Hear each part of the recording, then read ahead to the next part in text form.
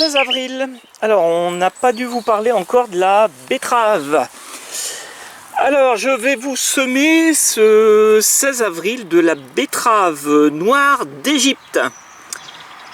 C'est vraiment un légume que j'aime beaucoup.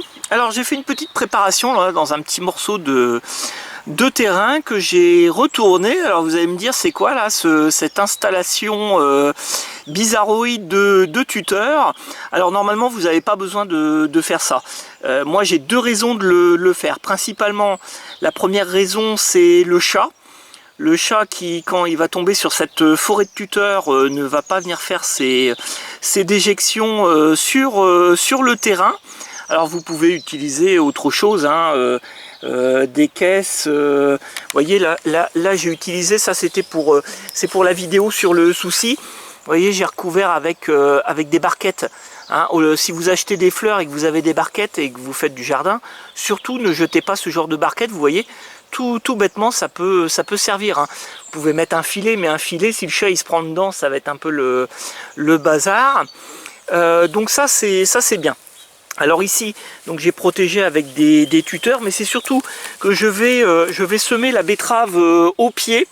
Je vais en semer à peu près 2 graines par pied. Et en fait, je veux surtout les retrouver pour vous montrer comment est le plan. Parce qu'il va y avoir évidemment des herbes sauvages qui vont pousser en même temps, puisque on va arroser. Et donc des fois pour voir l'herbe sauvage, entre l'herbe sauvage et la betterave, c'est pas toujours évident quand c'est des jeunes plants. Hein, donc je ferai vraiment quand ça lèvera, je vous montrerai exactement ce que c'est. Comme ça vous pourrez, si vous avez le cas de figure, hein, vous pourrez vérifier ça. Alors la noire d'Égypte, il y a différentes variétés hein, de betteraves. Là elle se sème d'avril à juillet, exposition soleil, récolte de juin à novembre. Alors vous pouvez en fait semer à la volée ou en ligne et éclaircir après, hein, si vous en semez beaucoup, étant donné que c'est de la petite graine que je vais vous montrer après. Donc vous pouvez éclaircir. Au stade, ils mettent 3-4 feuilles. Donc laissez un plant tous les 20 cm, donc c'est ce que j'ai fait. Hein. J'ai fait à peu près 20 cm en tous sens. Alors c'est surtout pour vous montrer. Attention, alors vous pouvez tremper vos graines de betterave pendant une nuit avant le semis. Les oubliez pas après. Donc on les met directement en pleine terre, 2 cm de profondeur, ligne distance de 20-25. Voilà. Vous pouvez aussi, la betterave aime la proximité de l'oignon, leur association et l'assurance d'une récolte importante. Eh ben, j'ai pas d'oignon, hein, donc on va faire ça.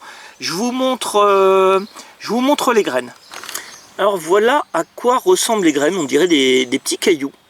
C'est vraiment particulier. Donc là, je vais en mettre, pour être sûr, je vais en mettre 2 ou 3 là, en fonction de ce qui tombe. Voilà, à côté du tuteur, voilà, il en tombe 3. C'est pas grave, on éclaircira quand même un petit peu. Là, j'ai fait des débuts de trous, juste pour pouvoir vous filmer au départ. Voilà, tout simplement. Et puis, alors il faut savoir, il n'y a pas besoin d'engrais. Hein, là, on va arroser. Et puis, alors on va recouvrir aussi. Voilà, alors j'ai tout semé. Je recouvre légèrement, voilà, avec ce que vous avez. Là, j'ai un terreau un petit peu sableux, mais c'est bien, c'est léger, c'est très bien. Voilà, je vais faire ça sur tous. Voilà, il me reste plus qu'à arroser. Alors, il faut savoir qu'en fait, les graines, ça s'appelle des glomérules. C'est un peu particulier, mais voilà, ça s'appelle des glomérules. Alors nous allons suivre les aventures des glomérules. Voilà, on se retrouve lorsque ça a levé, voir à quoi ressemble la petite plantule.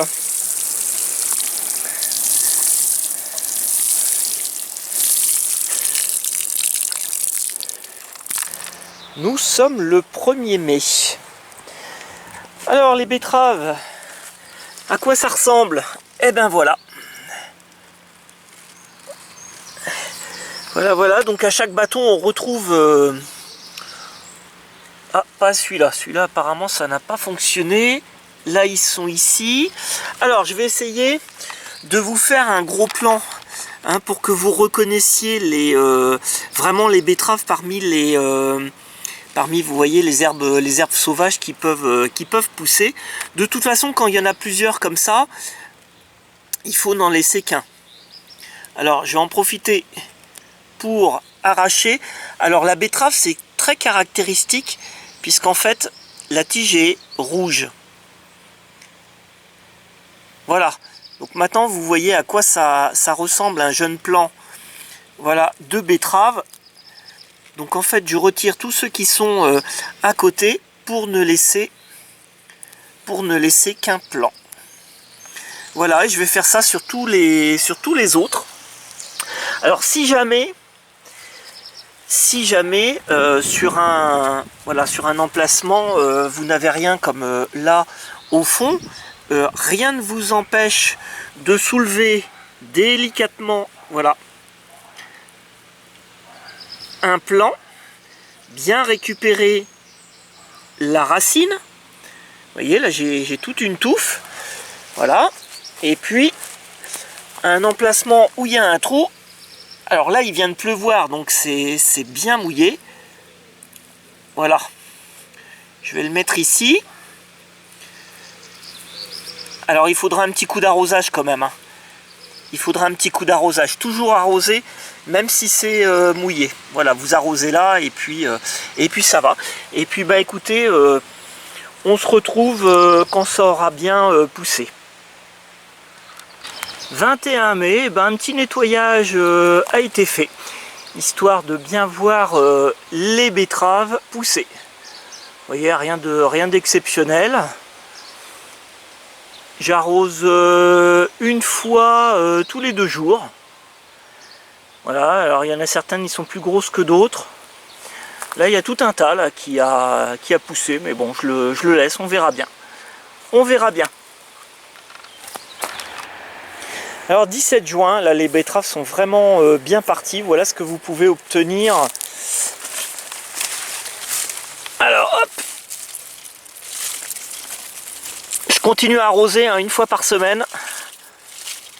Bon, on voit pas encore bien comment ils sont formés, mais en tout cas tout a bien poussé. Alors nous sommes le 26 septembre. La vidéo sur les betteraves va se terminer parce que je commence la récolte. Alors tout est enfoui, hein. Tout est enfoui sous les plantes. Mais regardez les premières que j'ai sorties. Je vais pas tout sortir en même temps, évidemment. Je vais étaler la production. Regardez un petit peu hein, ce que ça donne. Donc c'est pas trop mal. Alors là j'en ai une, elle est un petit peu déformée. Voilà, je sais pas pourquoi. Voilà ce que ça donne, mais en tout cas le feuillage lui est grand. Et alors la mauvaise surprise, voilà la troisième, en fait elle a été grignotée, alors très probablement par des souris. Voilà, je pense que sans doute avec la sécheresse, on a eu, je pense que les animaux des jardins ont eu faim, ont eu soif, et du coup ils ont grignoté. Alors ce qui est marrant, il n'y avait pas de signe en fait, puisque le feuillage lui il est super beau. Et par contre, bah, vous voyez, ça a été grignoté. Donc celle-là, elle est fichue. Probablement que je vais en trouver d'autres. Donc voilà. Alors vous allez me dire qu'est-ce qu'il faut faire. C'est si vous avez des astuces, allez-y. Moi j'ai pas envie de mettre des anti-souris, anti-rats, hein. Tant pis, hein. Ceux qui seront comme ça, c'est foutu, et puis je récolterai ce que j'aurai à récolter. Voilà, c'est pas très grave. En tout cas, n'hésitez pas à faire des betteraves, parce que je peux vous dire que le goût est totalement différent de celui du commerce. Mais voilà ce que vous pouvez obtenir. Puis je pense que voilà, ils ont tous pris là tout l'ensemble, malgré que ça soit enfoui. Et ben écoutez, bon jardinage, bonne vidéo et à la prochaine fois. Alors Dominique, c'est pas tout à fait fini. Je veux vous emmener quand même chez un voisin où j'ai trouvé une betterave qui est montée en fleurs puis en graines. Hein. Donc ça peut peut-être vous intéresser si vous voulez refaire vos propres semis. On part voir ça tout de suite. À vous. Alors les betteraves, voilà une betterave de l'année dernière, et regardez un peu, elle est montée en fleurs. J'essaierai de revenir quand elle sera en fleurs et de voir pour la récolte des graines. Ça monte assez haut. Hein. Ça pourra être intéressant de voir si on peut ressemer les graines et si ça redonne de la betterave. Alors fin juin, voilà où on sent les fleurs de betterave.